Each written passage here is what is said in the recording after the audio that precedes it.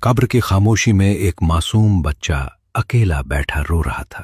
مٹی کی دیواریں ساکت تھیں اور فضا میں ایک عجیب سی تنہائی پھیلی ہوئی تھی۔ بچہ بار بار سسکیاں لیتا اور ڈرتی ہوئی آواز میں کسی کو پکارنے کی کوشش کرتا۔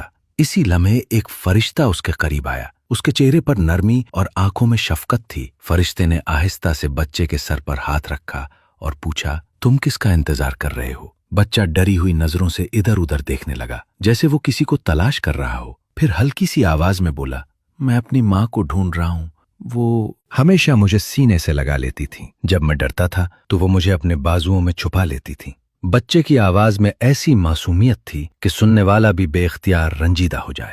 وہ پھر بولا، جب کوئی بچہ اس دنیا سے چلا جاتا ہے تو یہاں آ کر بالکل تنہا ہو جاتا ہے، جیسے کوئی غریب اور بے سہارا ہو۔ مجھے لگتا ہے میں بھی اکیلا رہ گیا ہوں۔ فرشتہ اس کے پاس بیٹھ گیا۔ اس کے لہجے میں تسلی تھی۔ اس نے کہا، تمہاری ماں ابھی دنیا میں ہے، لیکن کیا تم جانتے ہو کہ یہاں تمہاری دیکھ بھال کون کرتا ہے؟ بچے نے حیرت سے سر اٹھایا اور آہستہ سے پوچھا، کون؟ فرشتہ مسکرایا اور بولا، اللہ کی رحمت اور جنت کی پرورش۔ یہ سن کر بچہ خاموش ہو گیا۔ اس کے چہرے پر حیرت اور امید کی ایک ہلکی سی جھلک نمودار ہوئی۔ فرشتے نے اسے آہستہ سے اٹھایا اور کہا، ڈرو نہیں، یہاں تمہیں کوئی تکلیف نہیں پہنچے گی۔ اللہ نے تمہاری قبر کو جنت کے باغوں میں سے ایک باغ بنا دیا ہے۔ یہاں تمہیں سکون ملے گا، رحمت ملے گی اور تم تنہا نہیں رہو گے۔ بچے کی آنکھوں میں آنسو ابھی بھی تھے۔ اس نے رندی ہوئی آواز میں پوچھا، کیا میں اپنی ماں کو دوبارہ دیکھ سکوں گا؟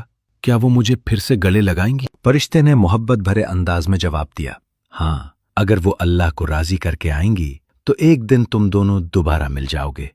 پھر نہ جدائی ہوگی نہ خوف، اور تم ہمیشہ کے لیے ساتھ رہو گے۔ یہ سن کر بچے کے چہرے پر پہلی بار سکون اتر آیا۔ اس نے آہستہ سے آنکھیں بند کر لی، جیسے اسے یقین ہو گیا ہو کہ تنہائی ہمیشہ کے لیے نہیں ہے۔ اس خاموش قبر میں اب خوف نہیں تھا، بلکہ امید کی ایک روشنی تھی، اللہ کی رحمت کی روشنی۔